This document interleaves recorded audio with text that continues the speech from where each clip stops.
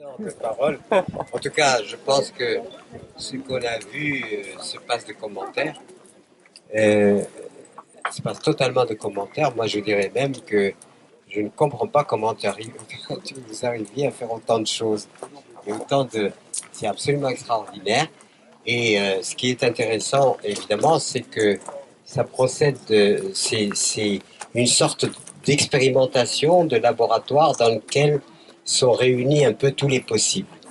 Et il y a une espèce de cohésion et de cohérence qui fait que nous sommes là dans une espèce de laboratoire dans lequel tout ce qui se fait va inspirer. Parce que ce n'est pas le tout de faire les choses, c'est qu'elles puissent ensuite se propager. Et moi, je trouve que c'est un lieu d'inspiration absolument extraordinaire et qui concerne en fait l'ensemble de la planète. Parce qu'aujourd'hui, ce que nous voyons, c'est évidemment les monocultures se développer, la perte de la biodiversité. Est-ce que je pense que peu de gens savent que 75% des semences collectées par l'humanité depuis que l'être humain est devenu cultivateur et que nous sommes aujourd'hui dans une véritable drame qui est sournois, qui n'est pas suffisamment connu du public pour que le public puisse se mobiliser pour arrêter un processus de mort, parce qu'il y a un vrai processus de mort. C'est-à-dire qu'à l'humanité est confisqué tous les moyens de sa propre survie. C'est pour ça que la reprise du patrimoine, la revalorisation du patrimoine, la démonstration qui est faite ici, selon laquelle tout ça est possible, parce que les théoriciens, il y en a beaucoup de théories, on a des bibliothèques pleines de considérations sur le monde qui va mal, ça oui, des analyses sur analyses, etc. Les intellectuels. Oui, ben, les intellectuels peuvent être utiles, mais il ne faut pas qu'ils intellectualisent trop. Il y a une réalité à laquelle il faut répondre aujourd'hui, mais qui est une réalité extrêmement tangible, vraiment tangible. La terre qui nous nourrit, nous sommes en train de la détruire. L'eau qui nous abreuve devient toxique. Le patrimoine nourricier est en train de disparaître. L'air est pollué. Donc, l'humanité est dans un processus suicidaire, qu'on le veuille ou non. Donc, à partir du moment où on s'en prend au fondement même, aux éléments qui maintiennent la vie, ça veut dire qu'on rentre dans un processus suicidaire. Et nous sommes dans un processus suicidaire. Il faut quand même bien le comprendre. Donc, tout ce qui se fait comme expérience qui pourrait être circonscrite et locale, et autant de démonstrations que ailleurs c'est possible. Et c'est là où un grand merci vraiment à tout ce travail que tu as fait, parce que en fait c'est le fait de mobiliser l'énergie humaine, l'énergie créative de l'humanité pour que l'humanité puisse se sauver elle-même. Parce que ce n'est certainement pas les multinationales qui vont sauver l'humanité, c'est bien le contraire. Donc on est en phase d'insurrection. Et cette insurrection devient absolument indispensable parce que les processus, disons, d'accaparement des ressources, de processus du profit pour le profit, les processus de neutralisation des peuples est aujourd'hui dans une phase extrêmement active. Et justement, il faut à tout prix que maintenant nous comprenions qu'un autre paradigme est possible. Le paradigme du profit indéfini, le paradigme où on a mis l'argent au cœur de toute la réalité, c'est un paradigme qu'il faut absolument éliminer pour reprendre les fondements de la vie. Et c'est ce qui se fait ici. Moi, je suis un peu ahuri parce que ça doit être un sorcier, c'est pas possible. Enfin, je sais pas. C'est un travail d'équipe. Je sais pas comment il fait pour faire autant de choses. Et donc, quoi dire de plus? Merci.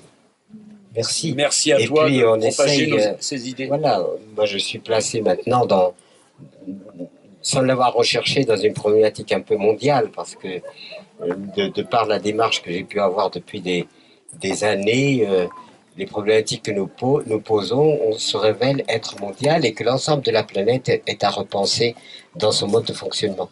C'est-à-dire le rapport entre les humains et la nature, les humains et la planète sont à repenser de fond en comble, et il faut que naisse une nouvelle humanité. Et c'est certainement pas qu'avec des alternatives que le changement va se faire.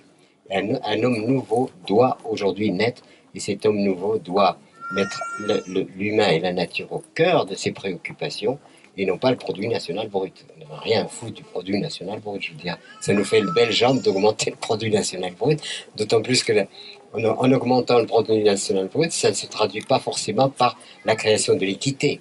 C'est pas forcément équitable. Comment on peut imaginer la France riche, pays riche, il y a encore de la misère, il y a encore des exclus, il y a encore des gens qui sont mis en marge, etc. Comment peut-on imaginer ça si nous avions la générosité, si nous avions un véritable humanisme au centre et au cœur de nos préoccupations? Ces choses-là ne devraient pas exister. Et quand on prend le tiers-monde, beaucoup de gens me disent, mais si les gens meurent de faim, enfin j'ai consulté un petit peu mon ami Ziegler, vous savez, celui qui a écrit La Suisse au-dessus de tout soupçon, La Suisse là plus plan, enfin, etc. Eh bien, parce qu'il est dans les instances internationales, et je lui ai dit, voilà, moi j'aimerais avoir quelques éléments et quelques chiffres sur la faim dans le monde, la famine.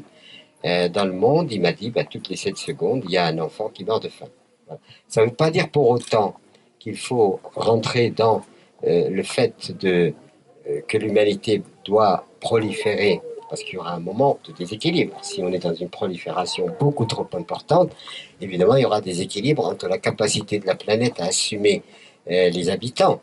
Seulement, on est quand même aussi, aujourd'hui, au jour d'aujourd'hui, avec l'humanité existante aujourd'hui, personne ne devrait manquer de l'essentiel. Absolument personne, si nous étions éveillés et intelligents. Mais ce qu'on accorde beaucoup plus de moyens aux armements, c'est-à-dire qu'on est comme une humanité dévouée à la mort, beaucoup plus à la vie. Comment se fait-il que le budget international consacré à la mort, à tuer, soit si élevé, alors que la vie elle-même se dérobe et on la détruit sous nos pieds? Ce qui fait qu'il y a une conscience nouvelle qui doit aboutir aujourd'hui. Et comment voulez-vous que je puisse affirmer que le monde peut changer sans que nous changions nous-mêmes? Si nous-mêmes nous ne changeons pas, le monde ne changera pas. Et on pourra amener toutes les alternatives qu'on voudra, il n'y aura pas de changement. Donc aujourd'hui, on est dans une phase, soit une phase, par moment, quand j'ai pas le moral, je me dis c'est une phase finale. Et quand j'ai un peu de morale, je me dis bon, ben, c'est une phase transitoire. C'est-à-dire à amener l'humanité à mieux comprendre peut-être à travers le marasme et la souffrance qu'elle provoque elle-même. Donc aujourd'hui, il ne faut pas tomber dans l'adage qui dit nous sommes au bord du précipice et nous allons faire un pas en avant. Vous voyez ce que ça représente? Au bord du précipice, il ne faut pas faire un pas en avant. Il faut au contraire un recul. Et donc aujourd'hui, je pense qu'il y a un travail à faire, non pas en transcendant les particularismes, parce que nous-mêmes, nous sommes conditionnés par notre histoire. Moi, qu'est-ce que j'ai à voir avec toi? Rien. J'ai des amis. Je vois pas. Pourquoi nous sommes ensemble? Moi, je suis un petit arabe du désert. Toi, tu es un riche propriétaire. Qu'est-ce qu'on a à voir ensemble? Rien du tout. Voilà. Donc aujourd'hui, il y a une convergence qu'on pourrait appeler. Qu'est-ce qui va changer les choses? C'est que les humains sortent de l'histoire qui les emprisonne. Parce que notre histoire nous maintient pétrifiés. Parce que quelquefois, même dans sa propre famille, on est étranger. Et on cherche sa vraie famille ailleurs. On n'est pas forcément intégré à sa famille naturelle, parce qu'on cherche et on cherche quelle famille? Famille d'esprit.